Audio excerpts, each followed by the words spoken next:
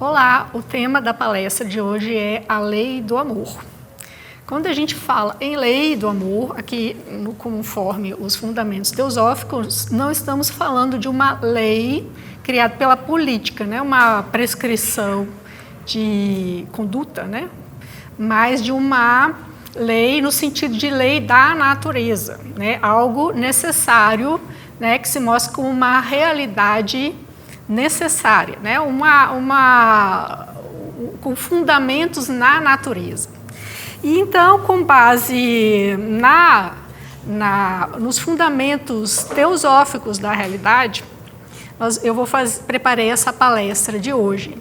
Então, lembrando, né, conforme muitos de vocês já conhecem, né, que nós temos uma ontologia, um modelo de realidade, um modelo do mundo, dentro das doutrinas teosóficas.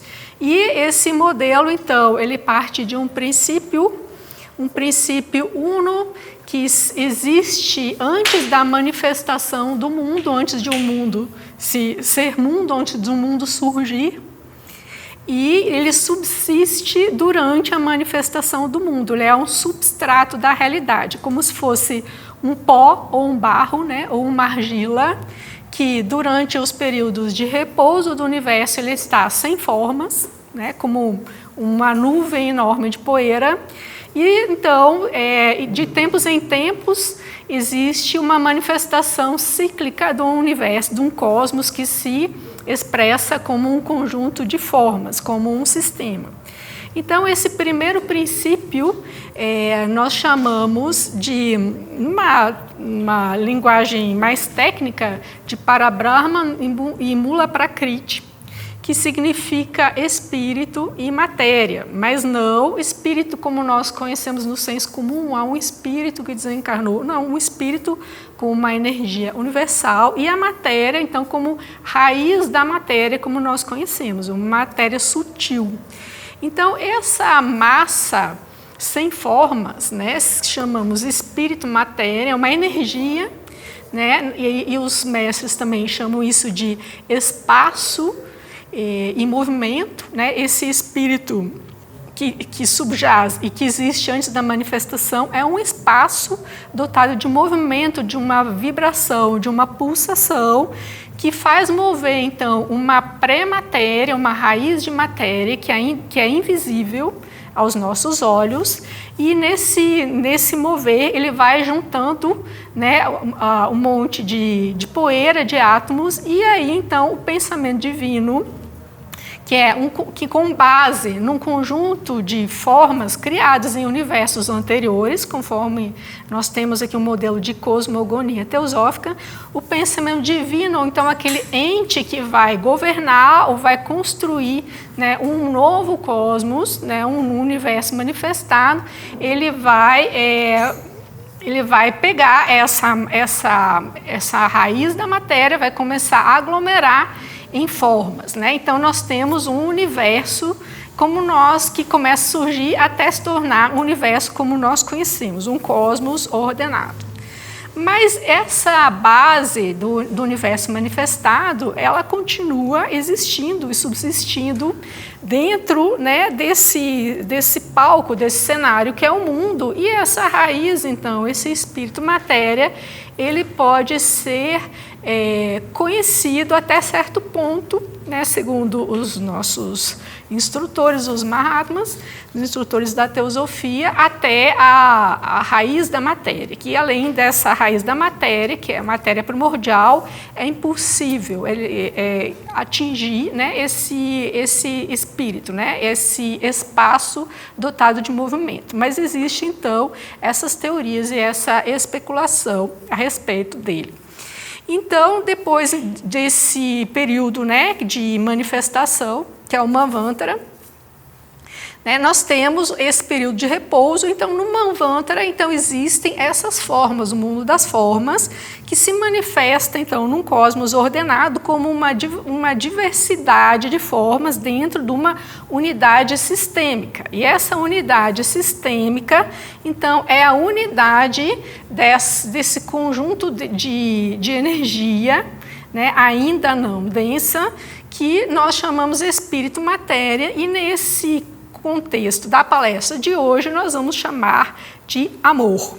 Então, quando nós ouvimos aquela frase bastante conhecida, Deus é amor, aqui nesse contexto não se trata de uma figura de retórica para criar uma impressão emotiva, para despertar os nossos sentimentos, mas se trata então de uma realidade, dentro assim, de um contexto de uma ontologia, uma teoria sobre os entes, as coisas que existem. Então, dentro dessas experiências que a gente vê, dos adeptos e dos santos seres, essa experiência dessa energia una, ela é retratada como amor. Então, vou falar um pouco sobre isso. Tá? Lembrando, então, que o primeiro princípio é imanifestado uma energia una e dentro, então, do mundo das formas, quando ele se manifesta, ele também é conhecível nas suas relações. E aí nós temos a atuação da inteligência ou mente que entende essas relações do mundo manifestado, dentro de uma ideia que entendemos como causa e efeito ou karma, mas anteriormente, a manifestação ou nessa subjacência da manifestação, nós temos esse momento, esse estado anterior, que é uno, que ele é sentido ou experimentado como amor. E aí eu vou explicar um pouco por quê. Então, aqui temos essa figura de uma energia una. E aí você pensa, um sol, que se expressa em múltiplos raios. Cada raio de sol, ele é uma unidade que é, ao mesmo tempo que tem uma expressão separada dos outros raios, ele é a mesma substância do sol uno. Então, eu representei aqui como uma lâmpada que manifesta individualmente uma energia que anima todas as outras lâmpadas ou todos os outros seres. Então, passamos para a estrutura setenária do ser humano, que é correspondente à estrutura setenária do cosmos. Então, nós sabemos que temos uma tríade superior, que é esse átomo, o sétimo princípio, que é o espírito universal, que é como se fosse aquele sol que anima todas as formas individualizadas. E o primeiro veículo, então, na manifestação, onde essa energia una se expressa, é Budi, o sexto princípio, chamado por nós também de intuição ou um coração espiritual, porque ele ele é a raiz dos sentimentos de amor e de compaixão, mas ele não se confunde, esse princípio, com o corpo astral, que é a sede das emoções inferiores e dos desejos. Então, a gente pode pegar essa estrutura setenária e comparar esse esquema da direita, que eu coloquei aqui, que é setenário, e esse esquema da esquerda, que são 6, que eu dividi em 6. Na verdade, são duas representações diferentes de uma mesma coisa. Então, nós temos aqui, nessa figura dos triângulos, o átmico, esse sétimo princípio relacionado ao corpo físico, ou mundo físico. Por quê? Porque ele é a antítese do átmico, que é puro espírito ou pura luz, é o mais concreto. É a antítese, o oposto é o físico. Então, esse átmico, ele se reafirma na matéria, assim como a gente pensa uma pilha, uma bateria que tem um polo positivo e um negativo, essa estrutura setenária funciona como uma pilha, que tem esses dois polos opostos, físico e o átmico. E então, o búdico, essa intuição ou coração espiritual, o sexto princípio, ele repercute nesse conjunto de veículos do ser humano, encarnado, manifestado, no corpo astral, o corpo dos desejos. E é por isso que essas emoções esses sentimentos que nós chamamos de amor, eles estão relacionados a esse sentimento de amor no sentido espiritual superior, porque existe um reflexo, mas como não são os mesmos princípios, não são as mesmas coisas. E aí, como é que se diferencia isso? Se diferencia que o corpo búdico, ele é um corpo, primeiro veículo da manifestação do espírito, e ali não existe matéria densa, ele é extremamente sutil, ele é o mais sutil do conjunto de veículos. Então, não existe o senso de separatividade que nós temos aqui no corpo físico, encarnado, ou mesmo no plano astral, no corpo astral, onde os veículos são mais densos. Então, quando a gente fala em emoções dentro da psicologia ocidental, atual, dentro da neurociência, a gente ouve falar em sistema límbico, né? Que é um sistema que coloca ali todas as emoções, desde as mais básicas, as mais sutis, as mais sublimes. E aqui a gente vê claramente que não é a mesma coisa. Assim. Existe uma diferença muito grande, né? Tanto que essa polaridade é como a segunda polaridade nessa bateria. Se a gente pensar na pilha, tem o átmico e o físico, e depois tem o búdico, e depois tem o corpo astral. Né? Então, existe uma diferença muito clara e a gente, para entender, pode pensar em egoísmo e altruísmo. Tá? E aí está um dos pontos chaves desse entendimento sobre a lei do amor. Né? O que é o sentimento de amor aqui? Existe um sentimento de separatividade imperceptível, porque já existem ali formas diferenciadas, né, sujeitos e objetos, diferentes sujeitos, mas não existe senso de eu. Então, ali é o que nós podemos chamar de plano de amor, o plano da unidade. Por quê? Porque ela é experimentada por um veículo individual que sente isso como bem-aventurança. E é dali, então, que surgem essas emoções nobres que a gente vê, por exemplo, no momento de catástrofe, como recentemente, infelizmente, pudemos observar da tragédia ambiental no Rio Grande do Sul, das enchentes. A pessoa vê aquela situação e a pessoa se sente mobilizada a largar tudo e fazer, se pode, né, e fazer um trabalho voluntário, sair arrecadando doações, né, numa logística admirável, né, elogiável, porque ela se sente mobilizada, porque ela se vê naquela situação. Então, quando eu me vejo numa situação, sinto empatia, eu sinto compaixão, não existe esse sentimento de que não é comigo, então está tudo bem, né? Que bom que não sou eu que estou lá. E que bom que não sou eu que estou lá é o que a gente sente com base na identificação desse quaternário inferior, que é o corpo astral, né, ou associado ao mental inferior, como eu botei nessa figura da esquerda aqui, porque o corpo astral está relacionado a manas, a mente, mas a mente também tem uma função superior, aliás, ela é superior, e quando ela se manifesta no cérebro físico, então ela se associa a esse corpo dos desejos, ou corpo astral. E aí forma aquilo que nós conhecemos como ego, né? Ou kama manas. Então, o kama manas, ele está identificado com o seu corpo físico, aqui os seus desejos, os seus objetos e suas frustrações, suas insatisfações, né? E aí ele pensa assim, não é comigo, então está bom. Mas para uma pessoa sair da sua casa, pegar um caminhão, dirigir, ela precisa sentir, de alguma forma, é com ela. Então nós só conseguimos ter esse tipo de atitude se nós temos o nosso sexto princípio atuando, ainda que de uma forma não totalmente desperta, como nos seres mais adiantados na evolução, mas ele já está ali funcionando de uma maneira suficiente para poder motivar uma ação altruísta. Então, a diferença, eu quero pegar aquele cérebro límbico, o sistema límbico do cérebro, e entender o que é, então, ali o sexto princípio, né, o centro da compaixão e do amor, e o que é o resto, que são as emoções mais animais, digamos assim, que já estão se desenvolvendo nos animais. É o altruísmo, o egoísmo. Então, matou por amor não existe. Né? Não é amor. A pessoa pode matar por paixão, por ódio, né? Por ciúme, sentimento de posse, por inveja, por muitas coisas, mas nunca por amor. Mas como nós confundimos desejo e amor, não temos essa distinção. Na psicologia, às vezes as pessoas dizem assim, eu matei por amor. Mas no direito penal é muito claro, né? Porque você entende que isso é um crime passional, ou seja, ele é movido pelas paixões, por isso que ele é bastante condenável, né?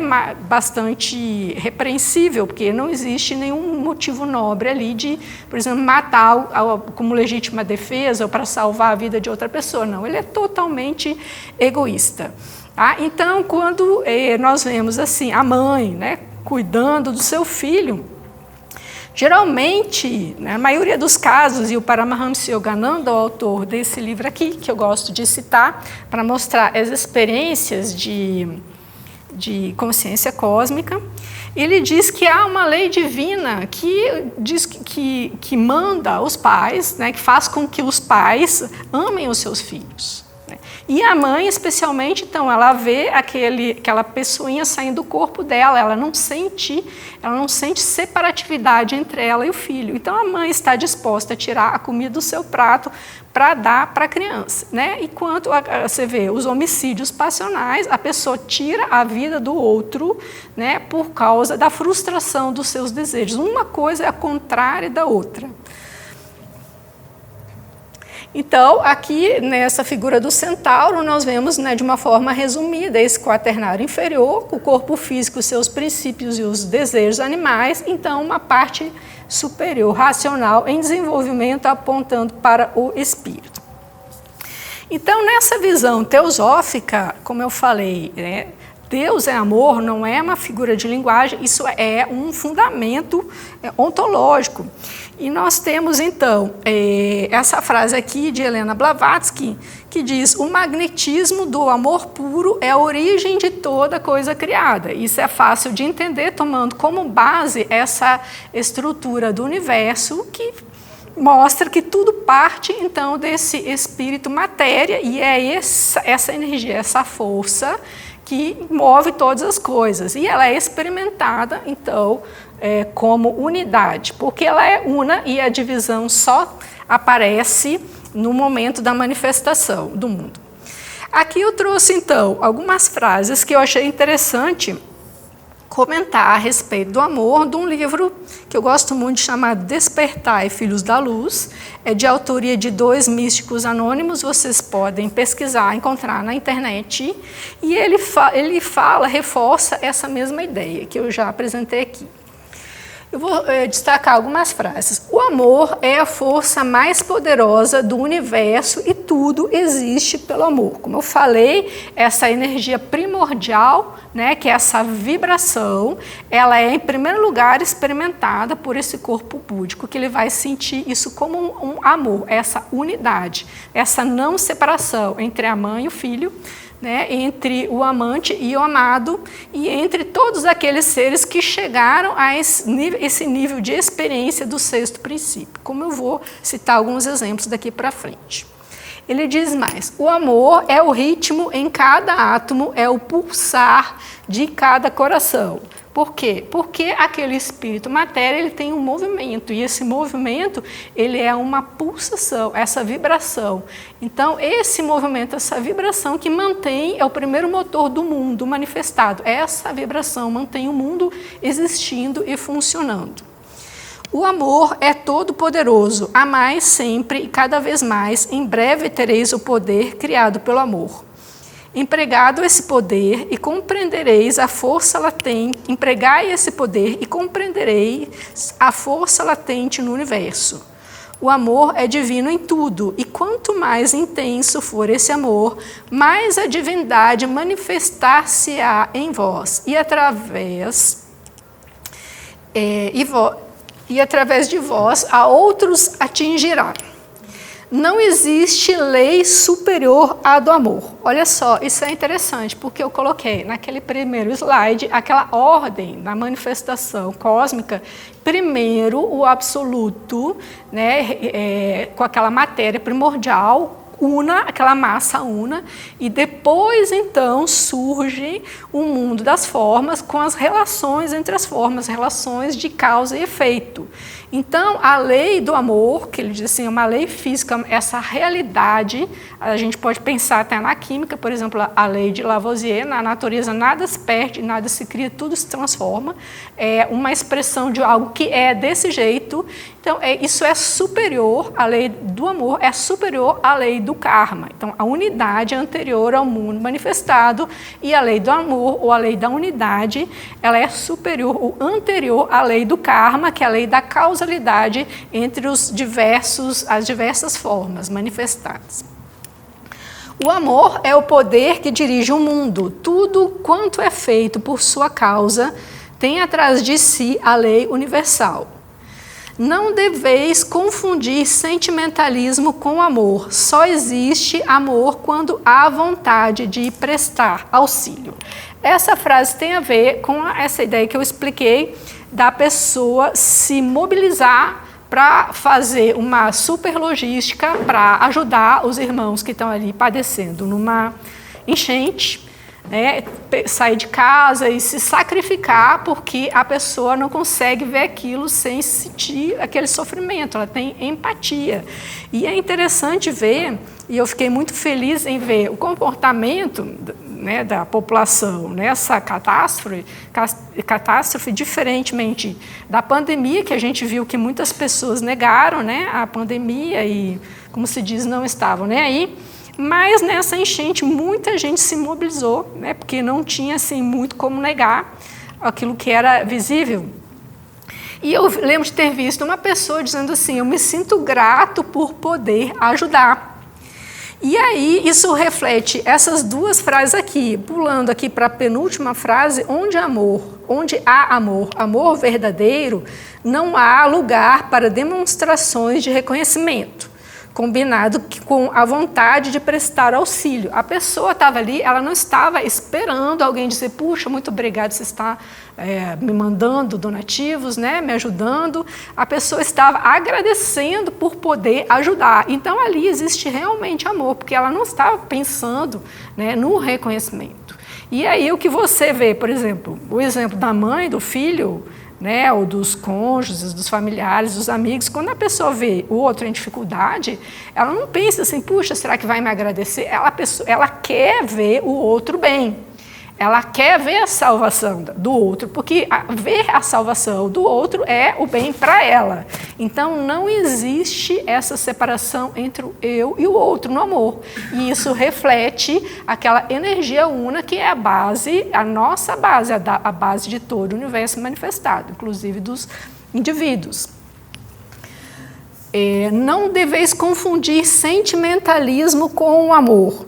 Porque, como eu falei antes, coloquei naqueles dois triângulos em comparação, o sexto princípio, ele se reflete no quarto princípio. Por isso que a gente sente uma mistura de amor, muitas vezes com desejos, com paixões, né? Fica aquela mescla, porque existe essa repercussão, essa correspondência entre o sexto e o quarto.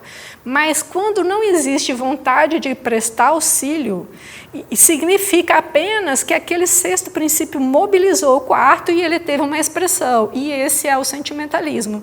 As pessoas ficam assim numa atividade emocional, às vezes choram, né, se sentem comovidas, mas fica só naquilo ali. Fica só naquela expressão emocional. E aquela força da atividade do sexto princípio, ela não é suficiente para mobilizar uma ação. Né, porque não existe ainda essa robustez do sexto princípio, nessa atividade. Somente o amor pode vencer o mal. Amor é a palavra mágica que leva à liberdade, ao poder e à realização do vosso alto destino. Nada, senão o amor, permitirá vencer os obstáculos do caminho. A criação é impossível sem o poder do amor. E o homem deve buscar compreender que o amor é o único poder capaz de redimir o mundo e libertar a alma. Se o amor não existisse no mundo, como poderia o mundo progredir? Pelo amor veio o mundo à existência, pelo amor o mundo será redimido. Então, eu queria destacar, fazer um comentário sobre essa questão aqui. Quando eu fiz a comparação do primeiro plano de existência, que é sem forma, a unidade pura, e o segundo momento, então, aqui eu estou resumindo, não é só primeiro e segundo, é mais complexo que isso. Mas resumindo aqui, então, um segundo momento onde aparecem as formas. E aí existe, então, um movimento relativo, né? Umas formas em comparação às outras. Aí temos a lei do karma. Então, quando a gente fala na teosofia, assim, como Deus é amor e tem o karma, né? E o karma, a gente sabe que quem planta colhe principalmente o sofrimento, né? Então, como é que esse amor, ou esse Deus que é amor, ele não resolve o problema das pessoas de tirar aquele sofrimento? Mas aí a gente tem que pensar nesse esquema evolutivo, né, que vai desenvolvendo, através desses choques do sofrimento, um aprendizado da alma, e aí ela vai se transformando de um inconsciente, depois um ignorante, e por fim num sábio, depois mais adiante um iluminado, depois um ser de alto nível, né, e isso ela vai aprendendo, né, com as consequências dos seus atos. E a gente vê, então, nas religiões é bem interessante, principalmente há muitos trabalhos que são feitos, né, com as pessoas que estão nesse estado de sofrimento, às vezes eles chamam de um estado de perdição espiritual, e a gente diz assim, a pessoa chegou no fundo do poço, errou tanto, chegou no fundo do poço. Aí no fundo do poço ela faz o quê? Ela clama por misericórdia. E essa frase então tem a ver com isso, né? Pelo amor o mundo será redimido, porque a pessoa estava até então cometendo uma série de erros, né, que a levou até o fundo do poço, e tudo já existia ali, o sol, né, as possibilidades de ter uma vida boa, e a pessoa não valorizou, né? Então, a misericórdia divina, ela sempre existe, o sol brilha todos os dias, está ali à disposição. Mas muitas vezes as pessoas não querem aquilo, porque elas estão tão fechadas na busca dos desejos, do seu quarto princípio, tão fechadas na ignorância, e elas não valorizam aquilo. E depois, quando elas caem no fundo do poço, elas pensam assim, puxa, eu perdi minha família, eu perdi minha saúde, eu perdi meu emprego, perdi tudo, que já tinha ali disponível, mas só quando ela perdeu, então ela pensa, meu Deus, me socorre. Então, esse momento é o momento da misericórdia. Porque não é porque tem um Deus que fez com que a pessoa chegasse nesse fundo do poço, mas ela precisou de chegar até lá para se redimir. Então, nesse momento, vem a misericórdia divina, e é um trabalho muito bonito que a gente vê nas igrejas, um trabalho de conversão, onde a pessoa não vai ter os seus pecados apagados como uma borracha, né? Ela vai ter que depois reparar aquelas dívidas, mas ela tem essa possibilidade de mudar de rota, de se converter, né, e de se redimir. E nesse momento, a misericórdia divina, aquele amor, aquele primeiro momento, aquele sétimo princípio, que se coloca ali, está à disposição para quem quiser, né? E é por isso que, como eu vou mostrar nas partes a seguir, não é Deus que abandona, né, as pessoas, né? Você pode, se você for da igreja, você pode dizer até com uma frase bonita. Então, nesse ponto aqui, nós chegamos num comentário de Helena Blavatsky, na chave para a teosofia, exatamente sobre isso, sobre se desconectar de Deus ou se desconectar do Espírito. Ela diz o seguinte, Cristo, ou quarto evangelho, pelo menos, ensina a reencarnação, assim como o aniquilamento da personalidade, se você esquecer a letra morta e manter-se atento ao espírito esotérico. Então, ela está pegando aqui o capítulo 15 do Evangelho de São João, da Bíblia, dos versículos 1 a 6. E ela faz um comentário dando uma interpretação esotérica, ou seja, que não é literal. Ela diz o seguinte, o que fala a parábola, a não ser da tríade superior do homem? Atma é o lavrador. Aqui, então, ela está comparando aquele sétimo princípio, que é espírito uno, com o lavrador, porque o lavrador é aquele que empurra, é aquele que move. Como eu falei, ele tem um movimento que desencadeia toda a manifestação e sustenta toda a vida. E aí, o segundo, o ego espiritual, o Budi, é que ela está falando do sexto princípio, que também é conhecido como Christos ou Cristo dentro de nós, ou Cristo que amadureceu dentro de Jesus, ou Cristo, né? Enquanto a alma animal e vital, a personalidade, ou seja, aquele quaternário inferior, que eu coloquei também naquele triângulozinho, com um princípio da mente concreta, né, com um princípio mental. A personalidade é o ramo. Eu sou a verdadeira videira e meu pai é o lavrador. Então, Cristo é a verdadeira videira e o pai é o lavrador, é aquele que empurra. Toda vara em mim que não dá fruto, ele atira. Tá? Então, temos aqui, Cristo é o sexto princípio, como coloquei na teosofia, é o primeiro veículo da manifestação, onde o Pai se manifesta, e é por isso dali que vem a frase também de Jesus, que ninguém vai ao Pai senão por mim, ou seja, que não é possível experimentar o sétimo princípio, o Pai, senão na consciência do sexto princípio. É o único caminho, mas não é um caminho de uma religião particular, é um caminho dos veículos dentro do ser humano, da estrutura setenária do ser humano.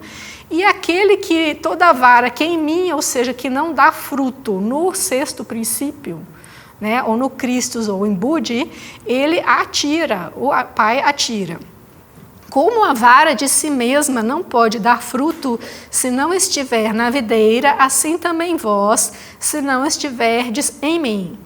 Eu sou a videira, vós as varas. Se alguém não estiver em mim, será lançado fora como a vara e secará. E os colhem e lançam no fogo e ardem. Então, o que ela está dizendo aqui? Nessa parte, nesse capítulo da chave para a teosofia, é que quando a personalidade, ou aquele quaternário inferior com, né, a chispa do quinto princípio, quando não tiver, aquilo que não tiver alicerçado, né, ou conectado ao sexto, depois de uma encarnação, é jogado fora.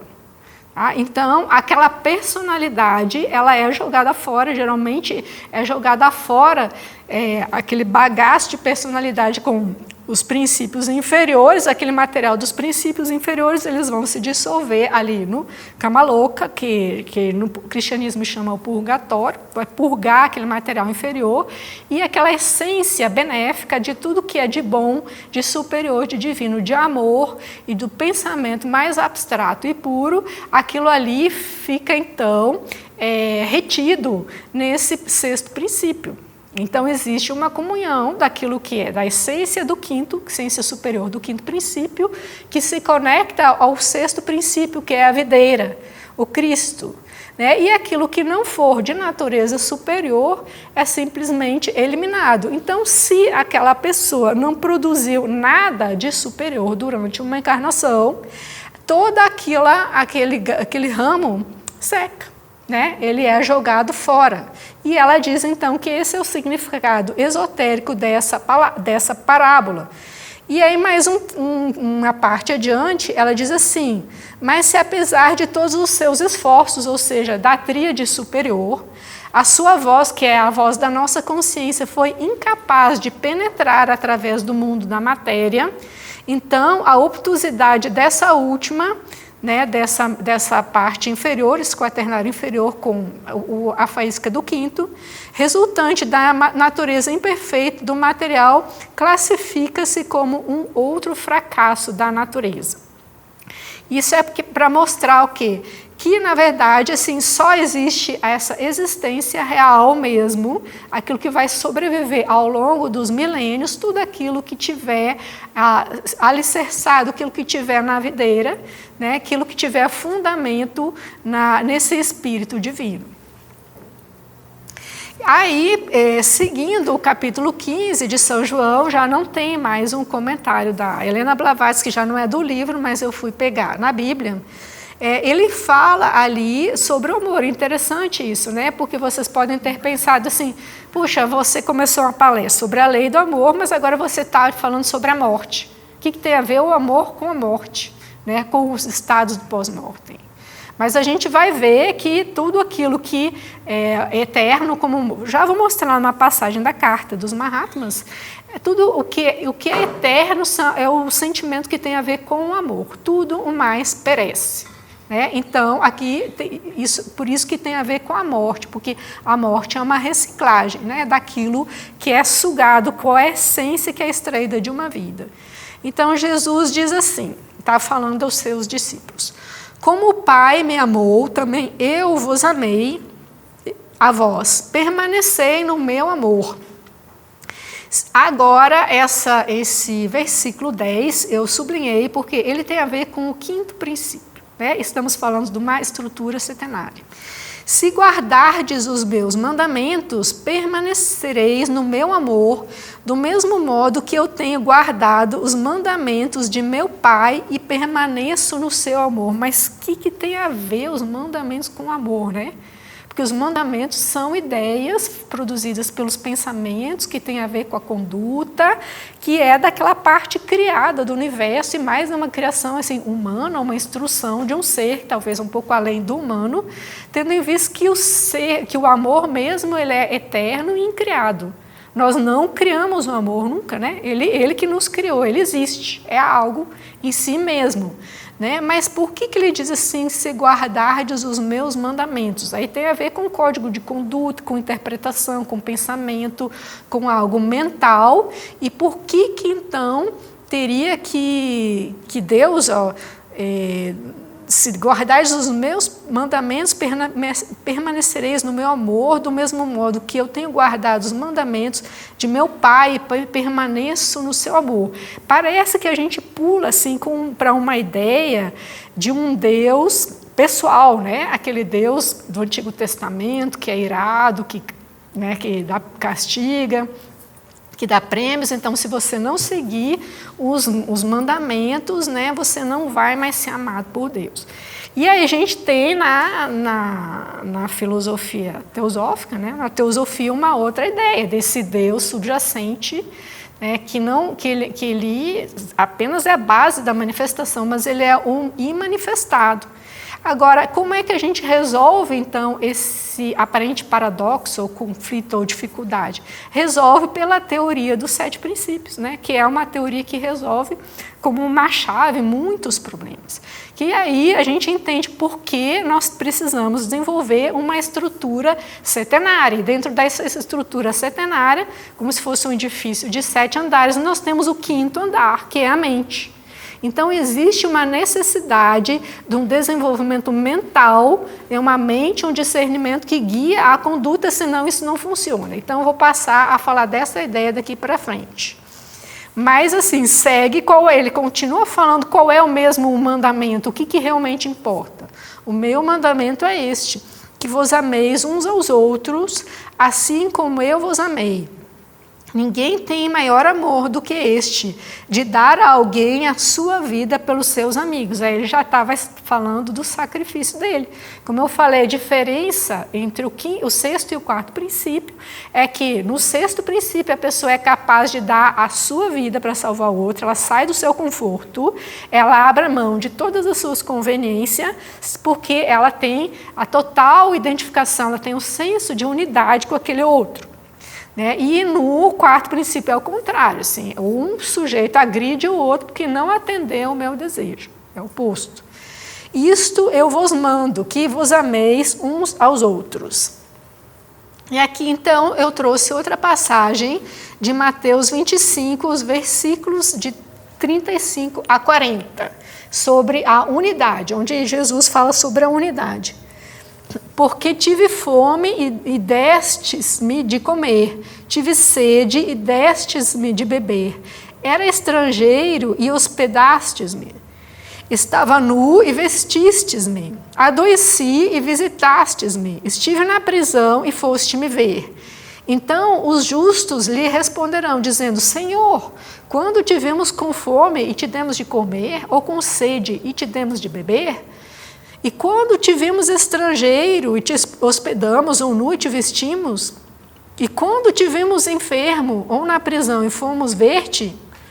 E respondendo o rei lhes dirá, em verdade vos digo que quando o fizestes a um destes meus pequeninos irmãos, a mim o fizestes.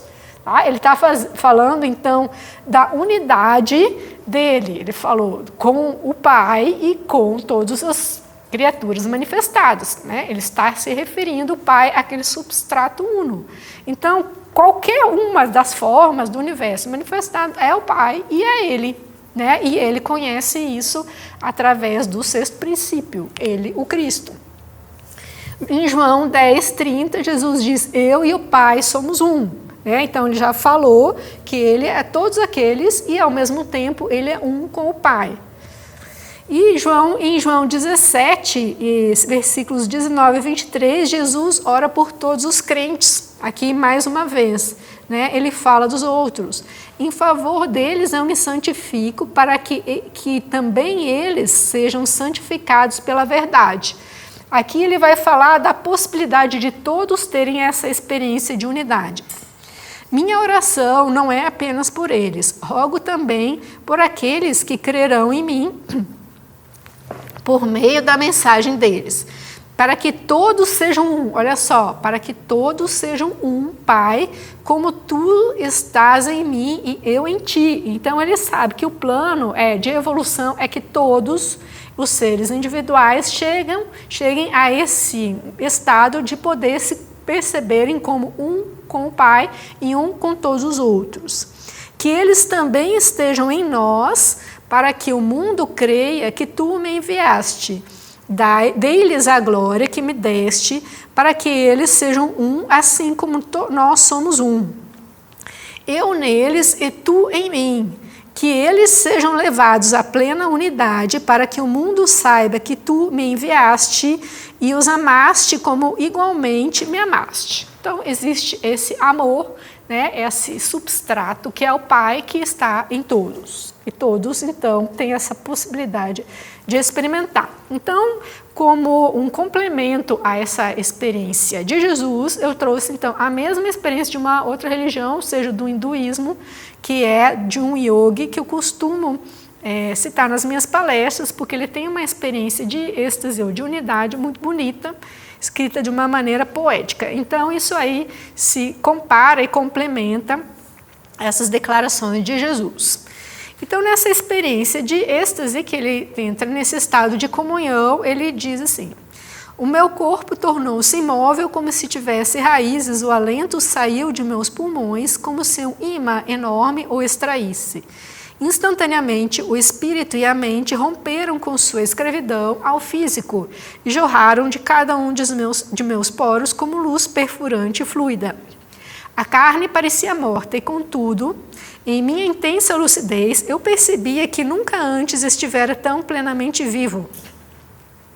Meu senso de identidade já não se achava confinado à estreiteza de um corpo, mas abarcava os átomos circundantes, ou seja, ele tirou o centro de identidade dele do corpo físico, dos limites do que eu sou isso aqui, a minha vida, minha identidade são os meus desejos, os meus pensamentos. Ele foi para esse nível superior da consciência.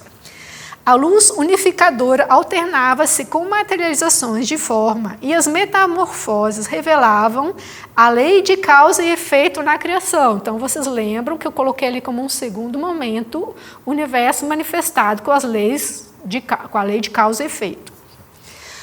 Uma alegria oceânica rebentava nas praias serenamente intermináveis de minha alma. Atingi a realização de que o Espírito de Deus é beatitude inesgotável.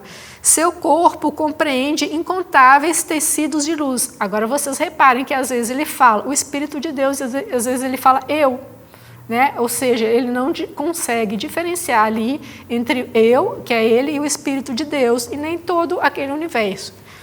Um sentimento de glória crescente dentro de mim começou a envolver cidades, continentes, o planeta, os sistemas solares e as constelações, as tênues nebulosas e os universos flutuantes. O cosmo inteiro, suavemente luminoso, semelhante a uma cidade vista de alguma distância à noite, cintilava dentro da infinidade do meu ser. Então, acabou de falar que o Espírito de Deus é aquilo, mas logo em seguida falou que é o meu ser. Vou ler mais 2 linhas aqui para complementar, que também são importantes. Para além de seus contornos definidos, a luz ofuscante empalidecia ligeiramente nos confins mais longínquos. Ali eu via uma radiação branda nunca diminuía. Eu me lembro de ter visto no volume 1 da Doutrina Secreta de Helena Blavatsky falando de uma radiação branca como a raiz da matéria. Interessante esse depoimento dele. Era indescritivelmente sutil. As figuras dos planetas constituíam-se de uma luz mais densa. Então, ele está falando que tem uma radiação, né, uma radiação branda, e os planetas, então, que têm formas, né, eles têm uma luz mais densa. Tudo é luz. Mas, quando se forma o corpo planetário, aquela luz é densificada. Né? Então, já se aglomeram outros átomos sutis que vão se densificar até chegar na matéria visível, que são os planetas visíveis. Os raios luminosos dispersavam-se oriundos de uma fonte perpétua, resplandecendo em galáxias transfiguradas com auras inefáveis. Vi repetidas vezes os fachos criadores condensarem-se em constelações e depois dissolverem-se em lençóis de transparente calma. Por reversão rítmica, cestilhões de mundos transformavam-se em brilho diáfano e, em seguida, o fogo se convertia em firmamento. Olha só, ele já é a segunda frase que ele fala a mesma coisa. Antes ele falou que a luz unificadora, que é esse espírito uno, alternava-se com materializações de formas. Então ele estava ali no sexto princípio, no sexto plano de manifestação, mas ali existe a proximidade do sétimo, que é a pura luz. Então ele via isso como uma alternância, né? Ele via às vezes só luz e daqui a pouco ele via as formas. E nessa frase ele diz a mesma coisa, ó, por reversão rítmica, numa pulsação, cestilhões de mundos transformavam-se em brilho diáfano e em seguida o fogo se convertia em firmamento. Então assim, era ao mesmo tempo uma luz, um fogo, um brilho e daqui a pouco era um firmamento, que era aquele cosmos, né? Agora pulamos então para uma passagem da Carta dos Mahatmas, e aí eu vou retomar aquele assunto que eu mencionei na passagem da Bíblia, porque que tem a ver o quinto princípio, né, com aquilo.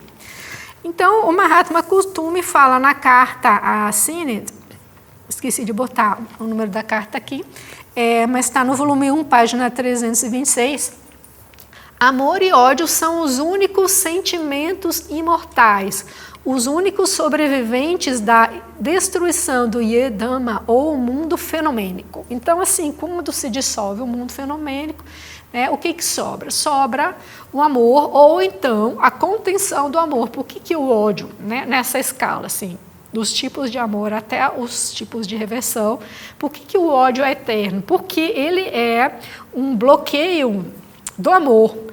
Ele é um obstáculo que você pega, por exemplo, a circulação sanguínea.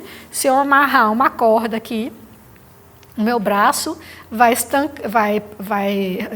interromper a circulação, depois de um X tempo, o meu braço vai poder até gangrenar, né? Então, esse é o ódio. Por que o ódio? Porque a gente poderia pensar, eu fiquei pensando sobre isso, por que só o amor é eterno, mas por que ele diz o ódio? Porque exatamente o ódio é uma ferida nessa lei. E exatamente por ser uma ferida nesse sistema, ele precisa ser reparado. E é por isso que o ódio também vai para outras encarnações. Por isso se ensina, perdoem. Não é porque a pessoa vai ter o seu karma extinto. Ela vai ter que pagar aquele karma, né? O agressor vai ter que compensar, pagar pelo seu erro, mas o perdão, então, ele dissolve esse nó, né? Ele dissolve esse nó nessa circulação de energia, porque, vejam, se é uma energia onipresente que faz o mundo mover, quando existe um ódio ali, existe um travamento daquela energia, então existe um mau funcionamento, né? Daquela vibração, ela não flui naturalmente, e é por isso que o ódio precisa ser resolvido. Então, quando a gente morre, depois dessa purgação dessas emoções inferiores, fica então o amor e o ódio. O amor, então, nesse estado de Devacha, que a gente chama, que é o céu, que depois que se dissolveu, o corpo físico e a morte física se dissolveu, a energia do corpo astral, Aí, então, se tiver material sublime desse sexto princípio, você entra nesse estado chamado Devachan, o céu. E aí, então, essa emoção de ódio fica ali esperando para ser resolvida do lado de fora, quando a pessoa reencarna, né, todas aquelas escândalos, aquelas vibrações acompanham e elas vão ter que ser resolvidas em algum momento. Então, ele fala o seguinte: imagine-se então no Devachan, que é o céu, nesse estado pós-mortem, né, onde as vibrações do sexto princípio ficam ali sendo processadas, né, poderia-se dizer digeridas, não, metabolizadas, no sentido espiritual. Imagine-se então no Devachan com aqueles que você pode ter amado com tal amor imortal, ou seja, o sexto princípio, que é o amor verdadeiro, não os desejos, né? Com as cenas familiares feitas de sombras conectadas a eles, formando o pano de fundo e um perfeito vazio em relação a tudo mais que se relacione à sua vida interior, social, política e literária. Ou seja, tudo que a gente pensa assim, não, isso é o meu currículo, porque a minha posição da política.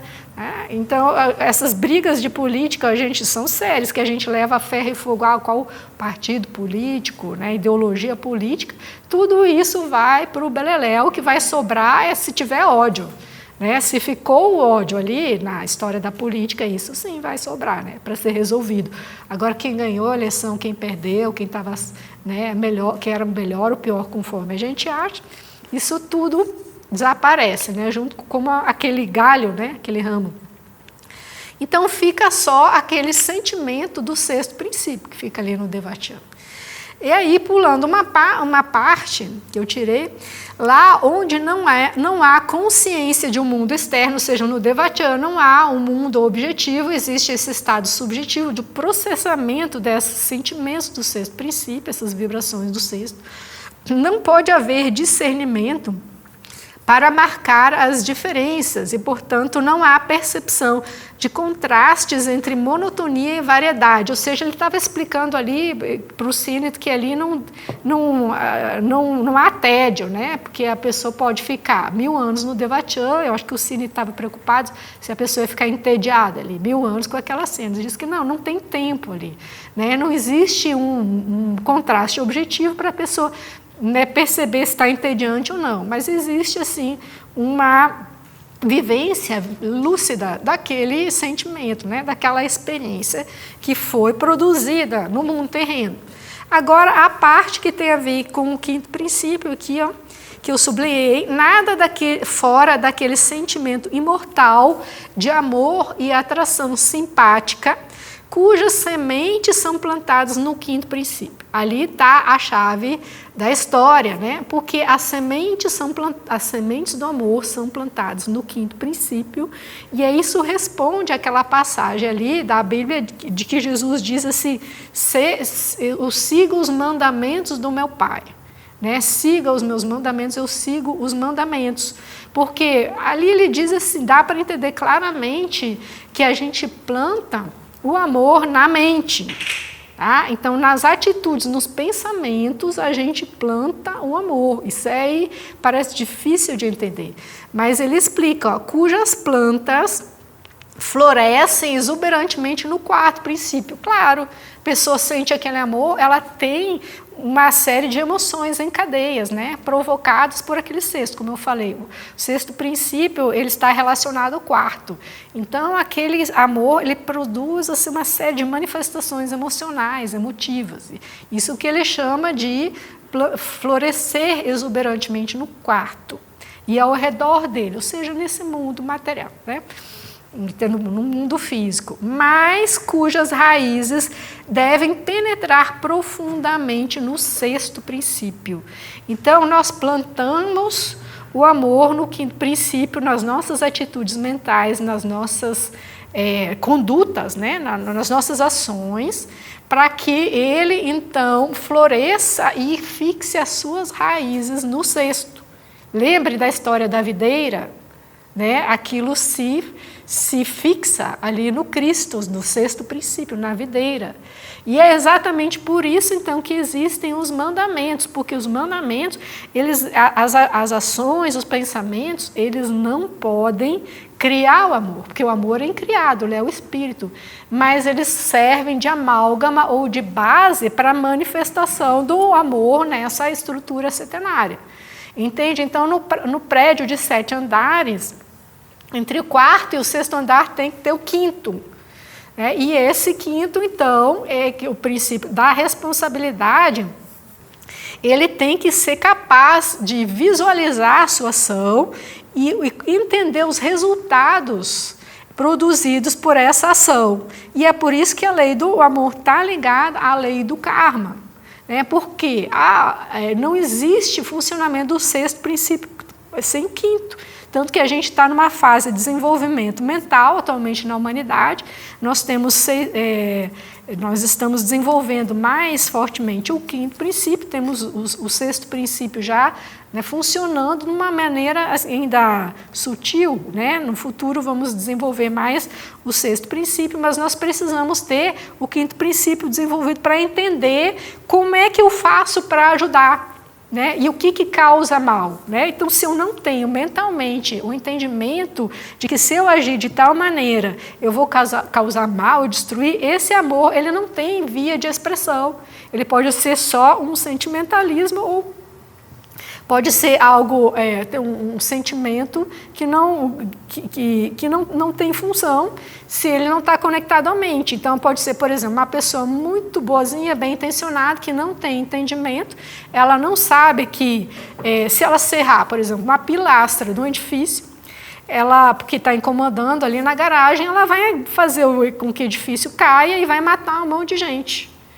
Vai matar um monte de gente ali por ignorância. Ela não quis matar, porque tinha um bom coração, mas por negligência, imprudência ou imperícia, não teve a humildade ou desconfiômetro suficiente para saber que ela não entende engenharia, ela não é capaz de decidir qual parte que vou quebrar, vou quebrar essa pilastra, e ela não sabe e acaba matando um monte de gente. Então, por isso, esse desenvolvimento do quinto princípio, para que, então, esse amor encontre esse espaço no mundo da manifestação, para que ele se convirta em ações benéficas, em realmente auxílio.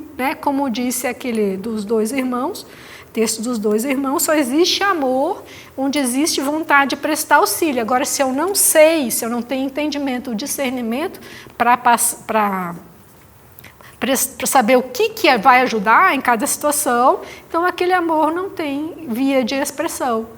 E é por isso, então, que eu entendi, dentro dessa lógica e dessa explicação do Mahatma Kutume, combinado ali com o texto, com o ensinamento de Jesus, então nós precisamos seguir os mandamentos para nos transformarmos em árvores com galhos abertos para que as aves do céu pousam em nossos galhos. E aí, por isso que eu também encerro aqui com uma afirmação da Blavatsky, que diz assim, que quando o ego, a alma, desce para uma nova encarnação, ela traz todos os seus escândalos das encarnações anteriores. E relembrando, então, como falou Yogananda, da lei divina de que os pais amem os seus filhos, uma maneira de redimir o mundo é esse amor que se tem às crianças pequenas, porque a pessoa pode vir de uma outra encarnação cheia de dívidas, cheia de pecado, ela encontra nessa nova encarnação já o primeiro ambiente de amor. Então, antes de descer todos aqueles samskaras das vidas anteriores, ela é um bebezinho e ela grava no seu cérebro novo aquelas experiências de amor dos pais. E aí, quando aqueles samskaras baixam, aquelas comportamentos, tendências de hostilidade, de agressão, ela vai ter sempre uma base amorosa, de contraste, para poder se reformar.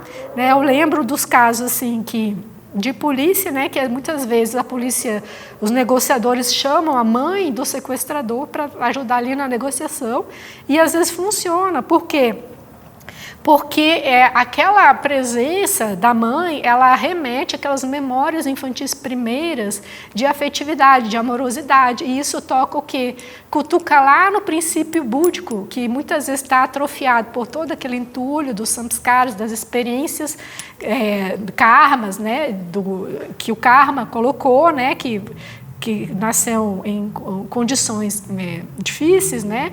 E aí trouxe aquelas tendências negativas, mas existe aquele amor da mãe que está impresso lá naquele cérebro, que é capaz de tocar aquele princípio e fazer ele se converter, reverter, né? Por isso aquela frase, só por amor que o mundo será redimido, né? Mas nós devemos, então, trabalhar por essa redenção. Então, ficamos por aqui. Muito obrigada e até a próxima.